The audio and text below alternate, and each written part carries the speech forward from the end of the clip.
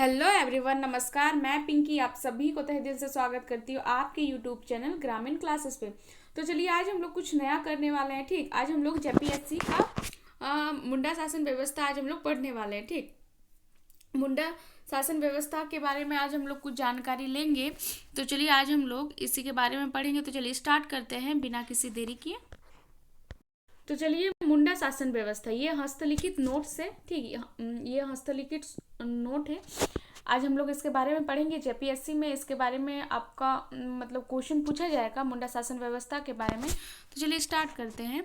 मुंडा शब्द का अर्थ। मुंडा शब्द का अर्थ क्या है? सामान्य अर्थ है विशिष्ट व्यक्ति। ठीक, मुंडा शब्द का सामान्य अर्थ क्या है? तो विशिष्ट व्यक्ति। विशिष्ट का अर्थ क्या है? विशिष्ट का अर्थ है आपका राजनीतिक गांव, गांव का राजनीतिक प्रमुख। ठीक, विशिष्ट का अर्थ है आपका गांव का राजनीतिक प्रमुख।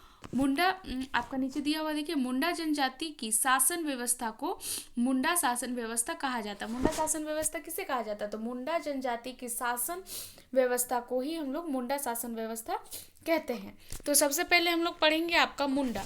ठीक, मुंडा मुंडा किसे कहते हैं? तो सबसे पहले है आपका मुंडा जनजाति के ग्राम प्रधान को हम लोग मुंडा कहते हैं। ठीक, जो मुंडा का पद वंशानुगत होता है। मुंडा का पद आपका वंशानुगत है। आपका सबसे पहले आपका दिया हुआ देखिए, लगान वसूलना, उसके बाद गांव के विवादों को निपटाना, उसके बाद है आपका विधि व्यवस्था बनाए रखना। ये मुंडा का वंशानुगत है। ठीक, तो चलिए इसका नीचे हम लोग पढ़ते हैं आपका भूमि एवं परिवार। भूमि और परिवार। मुंडाओं द्वारा निर्मित खेत को खूटकट्टी भूमि कहा जाता है। खूटकट्टी भूमि किसे कहते हैं? मुंडाओं द्वारा निर्मित खेत को ही खूटकट्टी भूमि कहते हैं। ठीक, इसके दूसरा पॉइंट है आपका, इस भूमि को निर्मित करने वाला खूटकट्टीदार कहलाता है। जो इसका निर्मित किया है उसको बोलते हैं खूटकट्टीदार। ठीक, आपका नोट में देखिए दिया हुआ है, खूट का अर्थ परिवार होता है मुंडा शासन व्यवस्था में।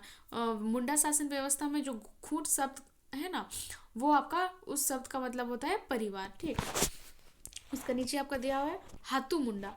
हाथू मुंडा किसे कहते हैं? तो हाथू मुंडा, मुंडा गांव के पंचायत को हाथू मुंडा कहा जाता है। ठीक, हाथू मुंडा गांव के जो पंचायत है उसी को हाथू मुंडा कहा जाता है।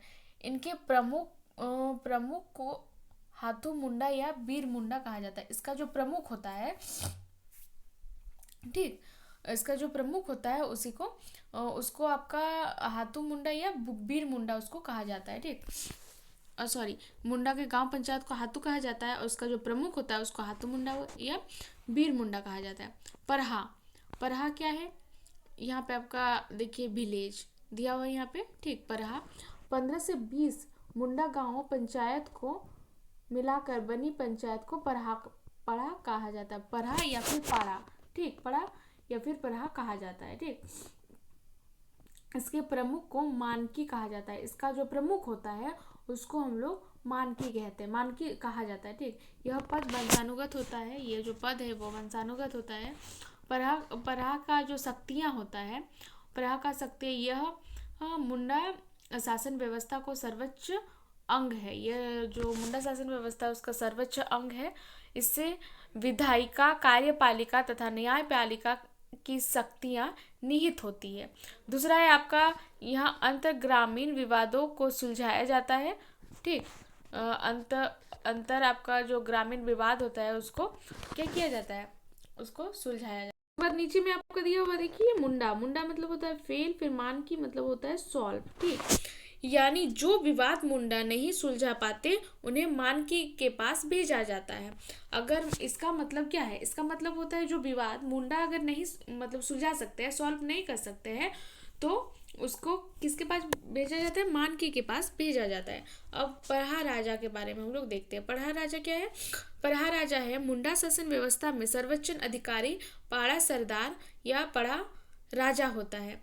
आपका जो मुंडा शासन व्यवस्था में सर्वोच्च अधिकारी है, अधिकारी उसका पड़ा सरदार या पड़ा राजा होता है। ठीक, इसे चुनाव के माध्यम से नियुक्त किया जाता है। इसका जो पड़ा राजा मतलब नियुक्त जो किया जाता है किसके? चुनाव के माध्यम से आपका नियुक्त किया जाता है। ठीक, इसका प्रमुख अधिकारी देखिए कोतवाल है, बरंकदाज है, बरकंदाज सॉरी, हाँ, उसके बाद दारोगा है, पांडे, दीवान, ठाकुर, कुंवर, लाल करता, आदि होते हैं। इसका प्रमुख अधिकारी, ठीक। अभी हम लोग पढ़ते हैं इसका प्रमुख अधिकारी, जो हम बताए ऊपर में, तो ये है पांडे। पांडे पांडे दस्तावेजों का देखभाल करने वाला अधिकारी होता है। जो पांडे होता है प्रमुख अधिकारी, उसका काम होता है आपका दस्तावेजों का देखभाल करने वाला अधिकारी, ठीक। और दीवान, दीवान पड़ा राजा का मंत्री है, ठीक। ठाकुर है पड़ा राजा का सहायक। दारोगा है सर्व कार्यवाही नियंत्रण। लाल है आपका सभा का वकील। और बरकंदाज है आपका ग्रामीण सिपाही, ठीक। अभी हम लोग पढ़ेंगे आखड़ा। आखड़ा मतलब आखड़ा, ठीक। आखड़ा या आखड़ा, ठीक। पड़ा पंचायत स्थल को आखड़ा कहा जाता है। पड़ा पंचायत जो स्थल है उसको क्या बोलते हैं हम लोग? आखड़ा बोलता है। यह गांव का क्या होता है? ये गांव का सांस्कृतिक केंद्र भी होता है, ठीक। जो आखड़ा है वो गांव का सांस्कृतिक केंद्र है। मुंडा गांव में पंचायत की बैठकों का आयोजन आखड़ा या आखड़ा में ही होता है, किया जाता है, ठीक। मुंडा गांव में जो पंचायत बैठक होता है वो आपका आखड़ा या आखड़ा में ही किया जाता है। मतलब वो होता है जो आखड़ा किसको बोलते हैं? जो पेड़ के नीचे हम लोग जो मतलब जो क्या बोलते हैं उसको, बैठक करते हैं, उसी को आखड़ा बोला जाता है, ठीक। उसी को। तो इसका नीचे आपका देखिए मानकी एवं महतो। अब मानकी और महतो में क्या है? तो मानकी, मानकी वो है जो पड़ा पंचायत के प्रधान को मानकी कहा जाता है। पड़ा पंचायत का जो प्रधान होता है उसको क्या कहा जाता है? मानकी कहा जाता है, ठीक। जिसका पद वंशानुगत होता है। जिसका पद क्या है? वंशानुगत होता है। महतो, महतो ये सामान्यतः पाहन का सहायक होता है। ये सामान्यतः क्या होता है? पाहन का सहायक होता है एवं गांव का संदेश वाहक का कार्य करता है। महतो जो होता है वो सामान्यतः पाहन का सहायक होता है एवं गांव का संदेश वाहक का कार्य करता है। ये मानकी एवं महतो में अंतर हो गया, ठीक। अब पाहन एवं पुजार। पाहन एवं पुजार में क्या है? पाहन, पाहन को हम लोग पनभरा भी कहते हैं, ठीक। और पुजार को नहीं नहीं नहीं नहीं, पाहन पनभरा, पुजार पनभरा, ठीक। मुंडा गांव का धार्मिक प्रधान पहन कहलाता है। मुंडा गांव का जो धार्मिक प्रधान है उसको क्या कहते हैं? पहन कहते हैं, ठीक। यह धार्मिक आयोजनों तथा गांव की शांति एवं तरक्की के लिए पूजा पाठ और बलि चढ़ाने का दायित्व निभाता है।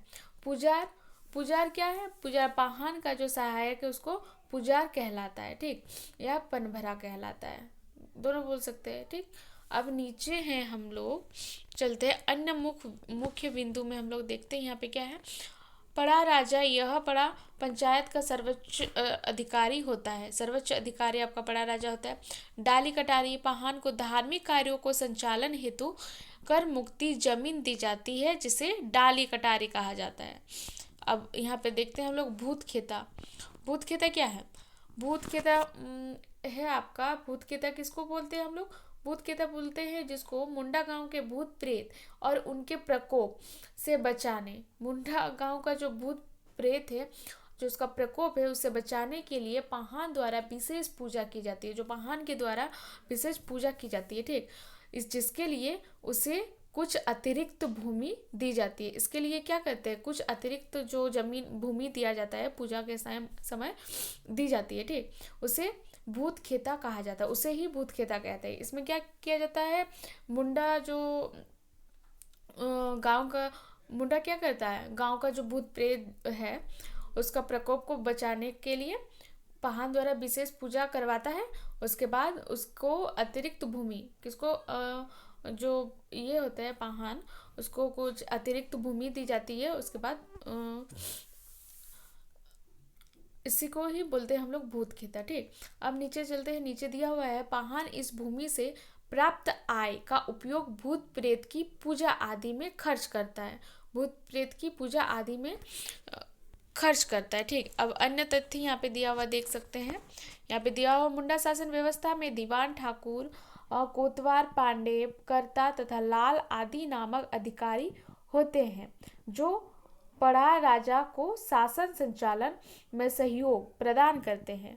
अब यहाँ पे दिया हुआ देखो, परंपरागत मुंडा शासन में महिलाओं को उच्च स्थान प्रदान नहीं किया जाता है। महिलाओं का जो उच्च स्थान होता है वो प्रदान आपका नहीं किया जाता है परंपरागत, ठीक। तो चलिए हम लोग का आपका मुंडा आपका जो ये टॉपिक है वो ख़त्म हो गया, मुंडा शासन व्यवस्था। तो कल इसी से रिलेटेड हम लोग दूसरा टॉपिक लाएंगे। तो ये आपका जेपीएससी के लिए बहुत इम्पोर्टेंट है, ठीक।